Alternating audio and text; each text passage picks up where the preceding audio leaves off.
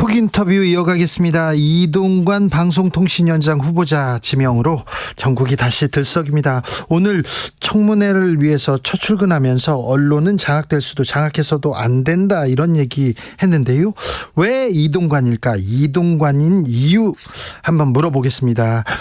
국회 가방이 소속입니다. 국민의힘 홍석준 의원 전화로 연결됐습니다. 의원님 안녕하세요. 예, 안녕하십니까. 반갑습니다. 네. 왜 이동관인가? 이 질문이 계속 나오는데요. 네, 아무래도 잘 아시는 것처럼 지금 4차 산업혁명 시대 방송통신 기술이 발전을 엄청나게 많이 해서 과거에 완전히 분리됐다고 생각하는 방송과 통신이 이제 융합해서 통합 미디어의 어떤 생태계를 좀 논의해야 될 시기이기도 하고 네. 또 지금 공영방송에서는 지금 방망경영이라든지 또 불공정 방송이라든지 이런 어떤 측면에서 좀 개혁을 해야 된다는 이런 어떤 이야기가 좀 많습니다. 그러다 네. 보니 자연스럽게 이 부분에 좀 주관과 소신도 있으면서도 경험이 좀 많은 그런 인사가 좀 필요한데 이런 측면에서 좀 이동관 특보가 대통령실에서 좀 높은 점수를 받지 않았나 생각합니다. 알겠습니다. 과거에 미디어 생태계를 복원하고 공영방송 개혁을 위해서 이동관 택했다 이렇게 얘기했는데요. 네. 이동관 후보자가 홍보수석으로 있을 때 미디어 생태계 엉망됐고 공영방송 엉망이었어요. 이렇게 지적하는 사람들이 많습니다. 저는 다분히 그런 어떤 주장들이 좀 네. 정치적 공세라고 생각합니다. 그런 어떤 주장이 근거가 되는 어떤 문건을 민주당과 일부 언론에서 자꾸 문제 제기를 하는데 네.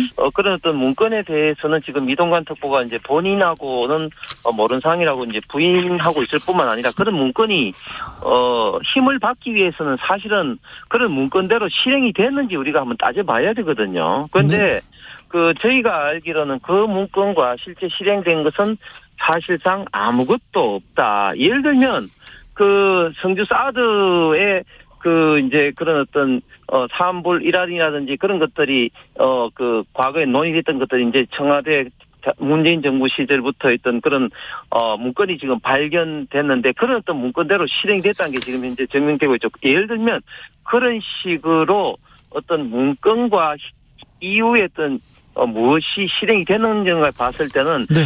저는 그런 어떤 부분이 실행이 없는 어떤 정치적인 또 공세적인 부분이 많다고 생각합니다. 문건은 있으나 실행되지 않았다. 네. 네. 근데 그 문건도 부적절하지 않습니까?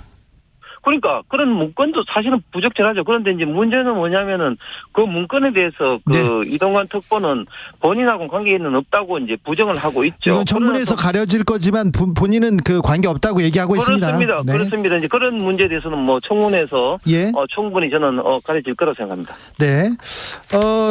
오늘 출근하면서요. 청문회 준비하면서 출근하면서 공산당의 신문 방송 언론 얘기했습니다. 이 발언은 네. 어떻게 보셨어요? 저는 일반적인 어떤 이동관 지명자의 언론관이다 그렇게 생각합니다. 네. 일반적인 워딩을 보니까 네. 이동관 특보가 언론을 검증하고 의심하고 확인해서 객관적이고 공정한 진실을 전달하는 것이고 무책임하게 가짜 뉴스를 퍼뜨린다든지 특정 진영의 일방적 주장을 해서는 이게 언론의 권력 본질적인 영역이 아니다고 이야기를 하면서 예시로 일방적 주장을 일삼는 공산당을 언론이라고 하지 않고 기간지라 한다 이런 어떤 네. 이야기를 했지 않습니까? 네. 이것은 당연하고 일반적인 어떤 언론관을 이동관 지금 지명자가 조금 더 이제 강조하지 않았나 생각합니다. 네. 언론은 장악될 수도 없고 장악해서도 안 된다 이런 얘기도 했어요. 네, 그렇습니다. 네. 이동관의 언론관을 잘 보여준다 이렇게 들으셨군요.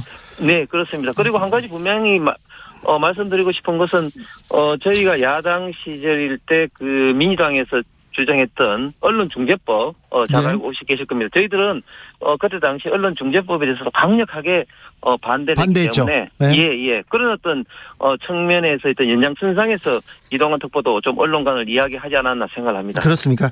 근데 이동관 후보자가 홍보수석으로 있었을 때 그리고 이명박 정부 때 언론관 그때 언론이 황폐화됐다 이런 얘기는 계속 되는데 의원님은 어떻게 보십니까?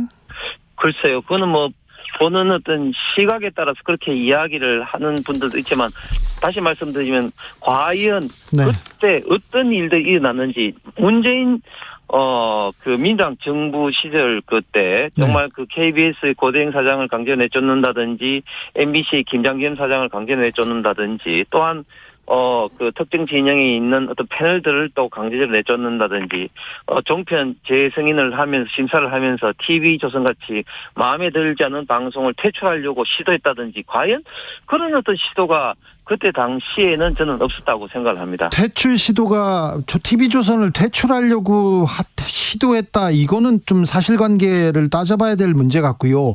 의원님, 네. 이동관 홍보수석실에서 문건을 만들어 가지고요. KBS 간부 성향을 따져봐라. 사찰을 문건을 지시했었습니다. 그리고 경향신문 광고 수주 내역을 해가지고 보고하라. 그래서 국정원 직원이 홍보수석이 시켜가지고 했다. 이런 문건도 만들고 실행한 적이 있어요. 과거에는 그런 적이 없었다. 이렇게 얘기하시면 안 됩니다. 그런 문건에 대해서는 다시 한번 말씀드리지만, 네. 당시에 홍보수석이었던 이동관 지금 지명자가 부인을 하고 있고, 그런 어떤 문제에 대해서는 네. 청문회에서 네, 좀 더 따져봐야죠. 엄밀하게 좀 따져봐야 될 사항인 것 같습니다. 알겠습니다. 네. 그러면요. 문건 얘기는 그만 물어보겠습니다. 이동관 후보가 잘할까요? 저는 잘한다고 좀 기대를 하고 있습니다. 그리고 잘 해야 됩니다. 네, 그래야죠. 예, 지명자가 지금 잘 해야지 이렇게 급변하는 어떤 방송 미디어 생태계에서 우리 대한민국의 어떤 방송, 통신, 언론이 좀 바로 설 수 있는 중요한 어떤 시기이기 때문에 잘 해야 된다고 봅니다. 네. 그런데 이동관 홍보수석이 청와대에서 수석을 그만둔 이후에 두 번, 세 번 이렇게 총선에 도전했는데 네. 당에서 공천을 받지 못했어요. 네. 네. 종로에서도 그렇고 서초에서도 그렇고 공천을 받지 못했어요. 그런데 그때 언론 잘못했다, 능력이 없었다, 이런 게 평가된 거 아닙니까? 글쎄요, 그 공천 문제와 본인이 갖고 있는 이런 어떤 이런 역량의 어떤 문제, 특히 예. 이런 어떤 방송통신위원장으로서 네. 잘할 수 있을지 없을지 그런 문제하고는 저는 네. 좀 연관관계가 좀 상대적으로 좀 적거나 없다고 생각합니다. 알겠습니다. 네. 학폭 문제에 대해서는 어떻게 지금 얘기하시겠습니까? 학폭의 가해자다. 머리를 300번 책상에 찍었고 침대에 눕혀서 머리를 밟았다. 이런 학폭 주장은 이동관 수석이 현직에 있을 때도 있었어요. 네. 그런데요.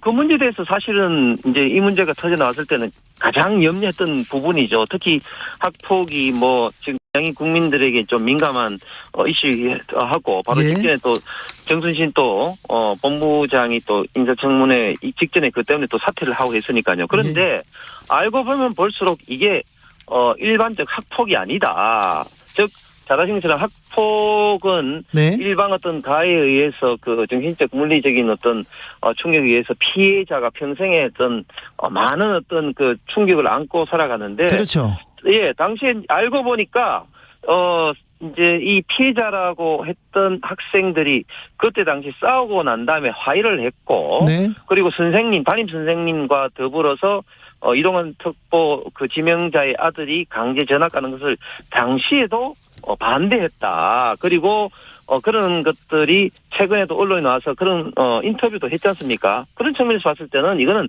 일반적인 학폭이 아닌 정말 성장기에 그냥 좀 싸움이었다. 이런 어떤 지금 생각이 좀 들면서 많은 어떤 부분에서 그런 이야기를 좀 하고 있고, 특히 또 방금 말씀하신 어른 진술 부분 300대를 때렸다든지 이런 부분에 대해서는 당사자의 서명이 없습니다. 그렇기 때문에 이 진술서가 맞느냐 안 맞느냐, 그리고 이 진술서가 원본도 아니고 사본이 담임 선생님이라든지 또 상담 선생님도 아니고 2015년에 제3자 선생님에서 나왔기 때문에 진술서도 신뢰성이 없다고 지금 이동관 특보가 지금 주장을 하고 있죠. 그래서 이 문제는 네. 저는 그 의심스러운 사항은 저는 청문회에서 좀 더 면밀하게 따져봐야 되겠지만 그러나 네. 일반적인 학폭은 아니다. 그런 생각이 듭니다. 일반적인 학폭은 아니다. 청문회에서 더 따져봐야 되겠다. 학폭위가 열리지 않은 것도 청문회에서 따져보면 되겠죠? 네. 알겠습니다. 제가 그 질문지에 없는 질문을 이렇게 하는데도 의원님이 이렇게 대답을 잘해 주셔가지고요. 네. 감사합니다. 자, 국민의힘 얘기 조금만 해볼게요. 국민의힘은 지금은 뭐 대표도 휴가 가고 휴가철입니까? 예, 지금 뭐 대통령도 가셨고 네. 지금 여야 다 대부분이 다 그렇습니다. 자, 국민의힘은 왜 이렇게 신뢰받지 못하는지 민주당 의원 나오면 그 얘기부터 물어봅니다. 자, 국민의힘이 국민들한테 사랑받지는 못하고 있는 것 같아요. 신뢰받지 못하는 이유가 뭔 것 같아요? 근데 지금 진행자가 그렇게 좀 뭐 말씀하신 근거는 또 뭔가요? 아니요, 제가 어제 정청래 네. 의원이 그 민주당 의원이 왔을 때 민주당이 왜 이렇게 인기 없고 신뢰받지 못하는지 물어봤습니다. 네. 자, 국민의힘도 그렇게 막 사랑받는다, 신뢰받는다고 이렇게 얘기할 수는 없잖아요. 네네. 뭐 저희들도 잘한 부분이 있지만 부족한 부분도 많이 있죠. 네. 일단 제가 생각할 때는 지금 집권 여당으로서 네. 대한민국의 어떤 미래를 확실하게 좀 비전을 제시한다든지 현재 많은 국민들이 뭐 이런저런 문제로 좀 경제적으로 좀 사회적으로 어려움을 지금 느끼고 있는데 네. 이런 문제에 대해서 예. 좀 명확한 해결책이라든지 갈등을 해결하는 이런 모습들이 네. 좀 더 국민들한테 좀 와닿는 부분이 좀 부족하지 않나 저는 그렇게 개인적으로 생각합니다. 그렇습니다. 국민들이 지금 정치권을 못 믿어합니다. 여도 야도 다 신뢰하지 않습니다. 특별히 여당이기 때문에 더 책임이 있고 더 열심히 네. 더 잘해 주셔야 그렇습니다. 됩니다. 그렇습니다. 네네. 대구가 이렇게 지역구시죠? 네. 그 홍준표 시장이 최근에 글 올리셨는데 당내 네. 징계받았는데 대구 시민들은 이 부분 어떻게 봅니까? 이런 어떤 부분에 대해서 조금 의견이 좀 갈리는 것 같습니다. 좀 네. 징계가 과하다는 측면도 있고 그리고 또 타당한 어떤 측면이 있다는 의견이 좀 갈리는 것 같은데 네. 제가 봤을 때는 홍준표 시장이 이번에 징계를 이제 당권 정지를 이렇게 받은 것은 골프를 친 것도 친 거지만 네. 기자들한테 그 해명하는 과정에서 네. 좀 대구는 이런 물난리 수혜가 없기 때문에 그 공무원이 휴일에 골프 치는 게 뭐가 잘못됐느냐 이렇게 해명을 하셨는데 그런 해명이 국민의 좀 공감대를 얻지 못한 측면이 저는 크다고 맞아요. 국민의 생각합니다. 상식은 조금 상식에 어긋났어요. 그 부분이. 네, 그렇습니다. 네네. 근데 홍준표 시장이, 나를 자법 취급해가지고 위감이다. 나를 내치고 총선 괜찮을까? 그러면서 유승민은 안고 가라. 이렇게 얘기했습니다. 이준석, 유승민 의원도 대구의 대표적인 정치인 아닙니까? 그렇습니다. 네네. 이 부분은 어떻게 보세요? 그거는 이제, 홍준표 시장이 그 오랜 갈록의 정치인으로서 지금 당대표도 2번 하시고, 네. 오선 의원의 또 그 대선 후보도 이제 2번 하시면서, 이런 어떤 총선에는 이제 진영 간의 어떤 대결로서 최대한 어떤 그 많은 어떤 사람들을 포용하면서 이제 그 총선을 치러야 된다. 이런 어떤 일반적인 어떤 그런 어떤 이야기를 이제 하신 거죠. 그래서, 저는 개인적으로 이준석, 유승민 의원도 참 소중한 자원인데 너무 재해근하는 행동들이 그리고 말이 민주당보다 더 많은 좀 비판을 하시는데 이런 어떤 측면만 없다면 충분히 같이 가야 된다고 생각은 하지만 그러나 최근에 좀 발언들로 봐서는 좀 같이 가기도 상당히 좀 힘들겠다 이런 좀 생각도 듭니다. 아, 그렇습니까? 네. 네. 홍준표 시장에 대한 징계는 뭐 적절하다고 보십니까? 예, 뭐 저는 개인적으로 뭐 홍준표 그 시장으로서는 불만은 뭐 있으시겠지만 네. 당의 어떤 윤리적 어떤 이미지를 좀 강화하는 어떤 의미에서는 좀 적절하다고 봅니다. 민주당과는 완전히 대비돼 있죠. 사실 당기정 뭐 시장이라든지 또 민주당 의원들 중에서 또 수혜가 낮은 이후에도 또 물난리 나는 이후에도 또 그 해외 나갔는데도 아무런 조치를 취하고 있지 않은 데 비해서는 저희 당이 좀 이런 부분에 대해서 좀 아프지만 홍준표 시장을 징계한 것은 좀 적절하다고 생각합니다. 그렇습니까? 민주당 혁신위원장 최근에 설화 논란이 있었습니다. 네. 저기 미래가 짧은 분들 이런 얘기 했는데요. 이 부분은 어떻게 보셨어요? 야, 저는 진짜 깜짝 놀랐습니다. 이름도 참, 좀 어려운데, 속칭 이제 여명 비례 투표제라는 거 아닙니까? 그래서 결국 이제 앞으로 남은 어떤 수명에 따른 어떤 표 가치를 이제 해야 된다. 이러는 건데, 완전히 대한민국 헌법의 1인 1표제의 어떤 건강과 또 노인 폄하의 완전히, 끝판왕이다. 이렇게 좀 생각을 하면서 또, 오늘 보니까 양이원영 의원도 완전히 맞장구를 치면서 지금 이 노인들은 미래에 없으실 분이라고 이렇게 하는데 이런 어떤 발언들이 네. 정치인 이전에 어떻게 어떤 한 개인으로서 이렇게 나올 수 있는 발언인지 특히 지금 김영경 혁신위원장이 들어오시고 난 다음에 처음에 돈 봉투는 검찰 조작이라는 등 또 코로나 대학생 어떤 학업이 낮다는 등 이렇게 해서 많은 어떤 설화를 좀 일으켰고 또 당내에서도 김영투표라든지 이낙연 어떤 전 총리를 일방적으로 조금 분열은 혁신 대상이라 비판을 하면서 당내에서도 사실은 많이 좀 비판을 받고 있는데 네.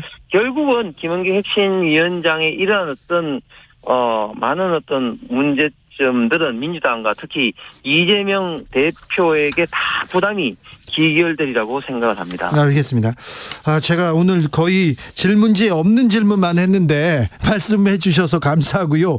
언론 지형에 지각 변동이 있을 거라는 우려도 있는데 국민의힘에서 생각하는 공영방송의 길 이런 부분에 대해서 다음번에는 스튜디오에서 한번 모셔서 얘기 듣겠습니다. 말씀 감사합니다. 네, 감사합니다. 국민의힘 홍석준 의원이었습니다.